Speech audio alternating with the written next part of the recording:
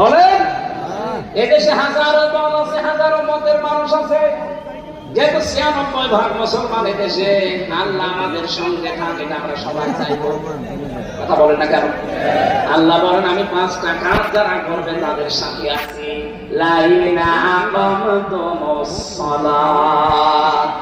এক নম্বরে যদি তারা নামাজ কায়েম করে, নামাজ পড়ে, কথা এখানে আল্লাহ দেয়, যারা নামাজ কায়েম করে, চাঁদপুরবাসী নামাজ কায়েম করার দায়িত্ব কিন্তু শুধু একা একা না, দায়িত্ব আল্লাযীনা মাক্কান্নাহুম ফিল আরদি ইয়াকুমুস সালাত। আমার মুমিন বান্দাদেরকে যদি চেয়ারে বসায়, তারা সর্বপ্রথম নামাজের বিল আনবে, তাহলে এই দায়িত্বটা রাষ্ট্রের কার? আরো জোরে বলে। আমার তো যতটুকু কোরআন হাদিস পড়ে আর বাংলাদেশ নিয়ে যে ধারণা, আন্তর্জাতিক বিশ্বের ষড়যন্ত্রগুলো আশা করছি বন্ধ হবে। আল্লাহর রহমত যেহেতু আমরা তাকে সঙ্গে রাখতে চাচ্ছি, এই জন্য নামাজ যারা কায়েম করতে চায় এই দেশে, আপনার দল বেদল দেখতে হবে না, নামাজ কায়েম যারা করতে চায় তাদেরকে রায় দেওয়া লাগবে।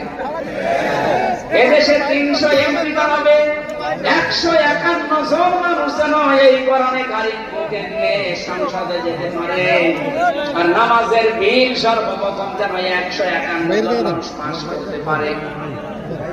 সংসদে যে কথা বলছেন, সংসদে যে আপনাদের এখানে কে দাঁড়াবে আমি জানি না, সে দাঁড়াক, আপনার আত্মীয় হোক আর না হোক, যেমন নামাজ কায়েমের পক্ষে আপনি আল্লাহকে সঙ্গে রাখতে চাইলে নামাজ কায়েম যারা করতে চায় তাদের ওরা সংসদে যে যদি বলেন আমাদের বিল আনতে হবে ১৪৯